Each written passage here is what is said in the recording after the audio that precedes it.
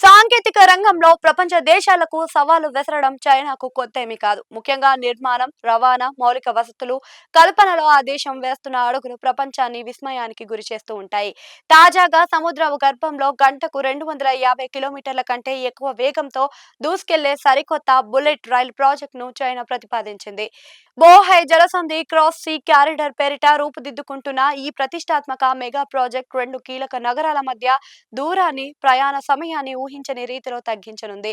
ప్రస్తుతం పరిశోధన దశలో ఉన్న ఈ ప్రాజెక్ట్ భవిష్యత్తు రవాణా రంగంలో ఒక అద్భుతంగా నిలిచిపోతుండడంలో ఎలాంటి సందేహం లేదు. ఈ మెగా ప్రాజెక్ట్ చైనాలో షాన్డాంగ్, లియానోడాంగ్ ద్వీపకల్పన కలుపుతూ యాంటాన్, డాలియన్ నగరాల మధ్య high speed under see rail మార్గాన్ని ఏర్పాటు చేయడమే లక్ష్యంగా నిర్దేశించినది. ప్రస్తుతం ఈ రెండు నగరాల మధ్య నేరుగా ఎలాంటి వంతెన గాని, సొరంగం గాని లేదు. దీనివల్ల ప్రయాణికులు సముద్రం గుండా నౌకల్లో దాదాపు 7 గంటల పాటు ప్రయాణించాల్సి వస్తుంది. ఒకవేళ రోడ్డు మార్గంలో వెళ్లాలనుకుంటే సముద్రం చుట్టూ తిరిగి సి ఆకారంలో సుమారు 600 మైళ్లకు పైగా ప్రయాణించాల్సి వస్తుంది. ఈ తీవ్రమైన కాలయాపనకు, ఇంధన వృధాకు చైనా ప్రతిపాదించిన సముద్ర గర్భ బుల్లెట్ రైలు శాశ్వత చెక్ పెట్టనుంది. ఈ మార్గం అందుబాటులోకి వస్తే 7 గంటల ప్రయాణం సుమారు సమయం కేవలం 40 నిమిషాలకు తగ్గిపోవడం ఒక నిజమైన మిరాకిల్. ఇంతటి సుదీర్ఘమైన సముద్ర గర్భం సొరంగాన్ని నిర్మించడం వెనుక అధునాతన ఇంజనీరింగ్ ప్రణాళిక దాగి ఉంది.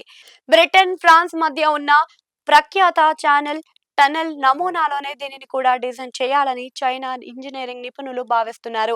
ఇందులో రైళ్లు రాకపోకల కోసం రెండు వేర్వేరు సిగ్నల్ ట్రాక్లు, ట్యూబ్లను, అత్యవసర నిర్వహణ సేవల కోసం ఒక ప్రత్యేక సర్వీస్ టనెల్ ను నిర్మిస్తారు. సాధారణంగా చాలా పొడవైన రోడ్డు సొరంగాలతో గాలి వెలుతురుకు కాపాడుతూ పొగ నియంత్రణ చర్యలు చేపట్టడం, ప్రమాదాలు జరిగినప్పుడు అత్యవసర సహాయక చర్యలు అందించడం అత్యంత క్లిష్టమైన సమస్య.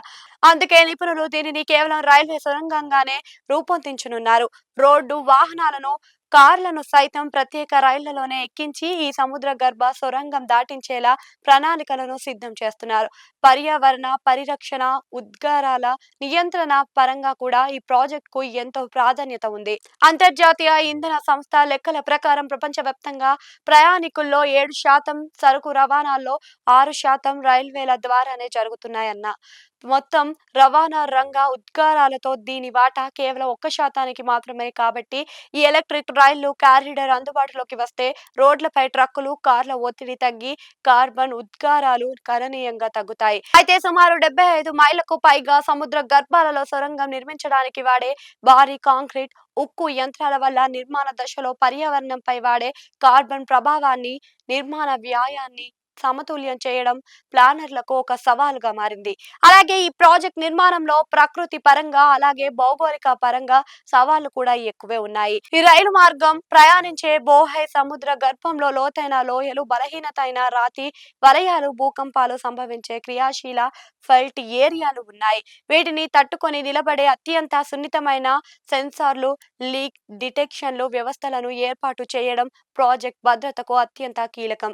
యాంటాంగ్ నగరం 2026 ప్రభుత్వం నివేదిక ప్రకారం ప్రస్తుతం ఈ ప్రాజెక్ట్ ప్రాంతీయ ప్రణాళికల పరిధిలో రిజర్వ్ లేదా డెమోన్స్ట్రేషన్ దిశలోనే ఉన్నాయి. అమెరికాలోని కాలిఫోర్నియా బుల్లెట్ రైలు ప్రాజెక్ట్ తరహాలోనే చైనా కూడా ఈ ఉత్తర ప్రాంతం పారిశ్రామిక జోన్ల మధ్య వాణిజ్యాన్ని బలోపేతం చేయడానికి, వాతావరణ పరిస్థితులలో సంబంధం లేకుండా రవాణాను సులభతరం చేయడానికే దీనిని ఒక ప్రతిష్టాత్మక మైలురాయిగా ప్రాజెక్టుగా కూడా భావిస్తుంది. చైనా నిర్మిస్తున్న ఇలాంటి భారీ ప్రాజెక్టులను భారతదేశం సహా ప్రపంచ దేశాలు సునిశ్చితంగా పరిశీలిస్తున్నాయి. ముఖ్యంగా చైనా ఉపయోగించే అధునాతన టెక్నిక్లు ప్రపంచాన్ని విస్మయానికి పరుస్తున్నాయని అంటున్నారు.